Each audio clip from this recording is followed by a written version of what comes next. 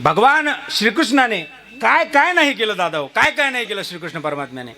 अहो जेव्हा ते महाभारतातलं युद्ध संपलं, सगळे कौरव गेले, संपले, पांडव शिल्लक होते फक्त, आणि धृतराष्ट्राने जेवणाचं आमंत्रण दिलं. जरा तुम्ही लक्ष द्या, लक्ष देऊन ऐका म्हणजे तुम्हाला कळलं की देव किती चतुर आहे. धृतराष्ट्राने आमंत्रण दिलं जेवणाचं. कोणाला? देवाला, पांडवांमधल्या भीमाला. की भीमाला जेव्हा जेवणाचं आमंत्रण आहे आणि सांगितलं फक्त भीमाला बोलवा.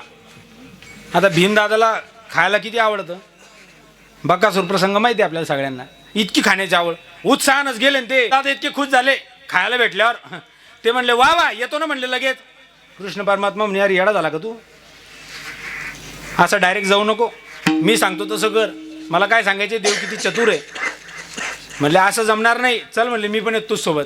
अरे नाही ना म्हणले, मला आमंत्रण आहे. नाही म्हणलं मी पण येतो. आणि सोबत जाताना लोखंडाचा एक भीम बनवलेला पुतळा घेऊन गेले सोबत.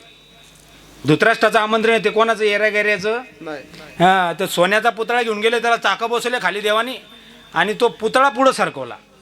जसा धृतराष्ट्र आला म्हणला भीमा जेवू तर घालायचंय तुला, पहिले तुला एकदा मिठीत घेऊ दे, मला मला आलिंगन देऊ दे. असं त्या वज्रभाऊ होते, धृतराष्ट्र का आंधळे होते आपल्याला माहित नाही. इतकी ताकद होती, नुसती त्याला आलिंगन दिलं पुतळ्याला तर चकनाचूर झाला त्या पुतळ्याचा. सांगितलं भीमा जातो का जेवायला, म्हणले नको रे भाऊ. इतके देव चतुर होते. म्हणून म्हणलं चतुरा तो